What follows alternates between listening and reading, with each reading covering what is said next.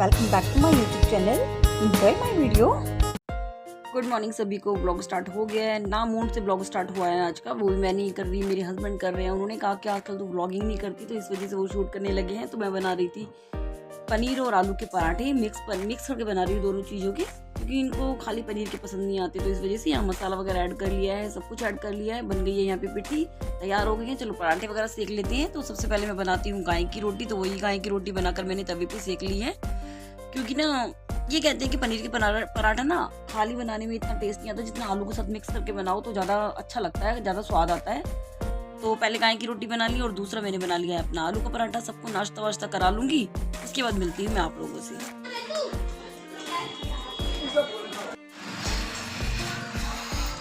Hello everyone, कैसे हैं आप सब? आई होप आप सब अच्छे होंगे, स्वस्थ होंगे, सेहतमंद होंगे, सुरक्षित होंगे अपने घरों के अंदर। और मैं भी ठीक हूँ, बिल्कुल सेहतमंद हूँ।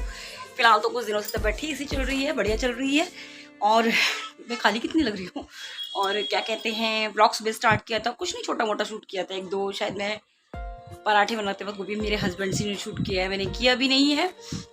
ब्लॉगिंग मैं नहीं कर रही हूँ, कम से कम मुझे हफ्ता सारा हो गया मैं कोई ब्लॉगिंग नहीं कर रही हूँ। एक आधा कोई ब्लॉग बीच में आया होगा, तो एक आधा ही मुश्किल आया होगा, वो भी पहले का कोई शूट पड़ा होगा, वो आ गया होगा। नहीं तो मैं कोई ब्लॉगिंग नहीं कर रही हूँ। मेरा तो मकसद ये था कि मैं यूट्यूब छोड़ दूँ, क्योंकि ना कोई व्यूज़ है ना कुछ है, बेफालतू में टाइम वेस्ट कर रही हूँ मैं अपना यहाँ पर, मुझे ऐसा लगता है।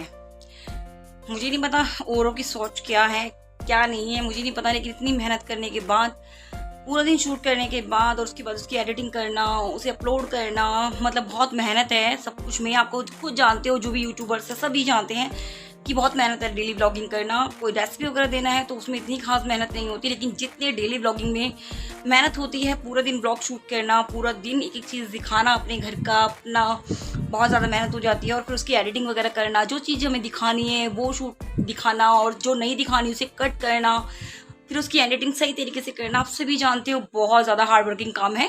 और यूट्यूब पे आकर सोच के तो कुछ और आई थी मैं, यूट्यूब पर सोचा था कि मेरी किस्मत शायद बदल जाए।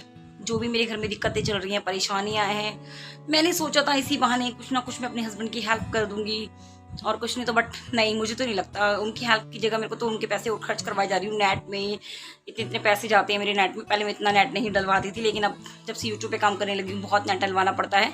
तो इस वजह से मुझे लगता है मैं उनका खर्चा बढ़ा ही रही हूँ, कोई घटा नहीं रही हूँ। कुछ भी नहीं है, और कोई पिन नहीं आया, कुछ नहीं आया, क्योंकि 2 महीने से ज़्यादा हो गए मुझे अप्लाई किए हुए, बट मेरा पिन नहीं आया। सब कहते हैं कि रिसेंड कर दो, तो रिसेंड का भी कोई ऑप्शन नहीं आ रहा है। मुझे नहीं समझ आ रहा। प्लीज़ किसी को पता हो तो कमेंट बॉक्स में बताना, या कोई भी वीडियो बना के प्लीज़ मुझे ये ज़रूर बताना कि अगर मेरा पिन नहीं आया 2 महीने तक, तो मैं क्या करूँ क्या ना करूँ। और शायद मेरी ब्लॉगिंग तो ऐसी टाइट हुई रहेगी, अब कभी आएगी कभी नहीं आएगी, क्योंकि मेरा मन बिल्कुल हट गया है यूट्यूब से। अब मन नहीं करता यार वीडियो बनाने का, बिल्कुल भी नहीं करता। क्योंकि कहते हैं ना कि जिस मकसद से जो काम करो वो मकसद पूरा ना हो, उसमें कोई भी इंटरेस्ट ना दिखो, मतलब कुछ बढ़िया ना लगे, कुछ ना हासिल हो। 1 साल हो गया मुझे यूट्यूब पे आए हुए, क्या हासिल कर लिया मैंने यूट्यूब से? कुछ भी तो नहीं। तो मुझे तो लग रहा है मैं अपना टाइम वेस्ट कर रही हूँ यार। यूट्यूब के चक्कर में अपने बच्चों पे ध्यान नहीं दे पाती, अपने घर पे ध्यान नहीं दे पाती, अपने हस्बैंड पे ध्यान नहीं दे पाती। लेकिन फिर भी बहुत सपोर्टेबल हैं वो लोग, जो मेरा सपोर्ट कर रहे हैं हर चीज़ के अंदर। और जिसमें कि जैसे कि मैं इसमें ही लगी रहती हूँ, फिर भी वो मुझे कुछ नहीं कहते हैं। बट नाइस, बहुत अच्छी फैमिली मिली है इस तरीके से तो मुझे।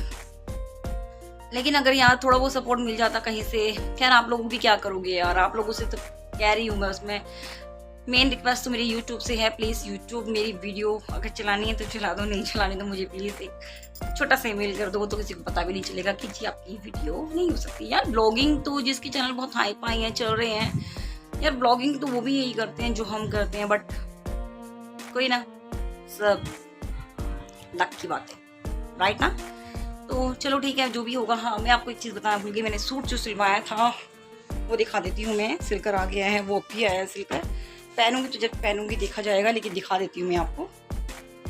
चाहती हूँ कि मैंने कैसा डिज़ाइन डलवाया है। खैर सूट का गले में तो देखो कोई डिज़ाइन जाता ही नहीं, आप भी जानते हो, जब सूट का गला बना हुआ होता है तो उसमें डिज़ाइन नहीं जाता। और रही उसकी बात, मैं पीछे डोरी वगैरह कभी नहीं डलवाती हूँ, मुझे इतना खास अच्छा नहीं लगता डोरी डलवाना। पीछे का बैक का गला बनवाया है मैंने चौकोर, जो कि मेरा बेस्ट है।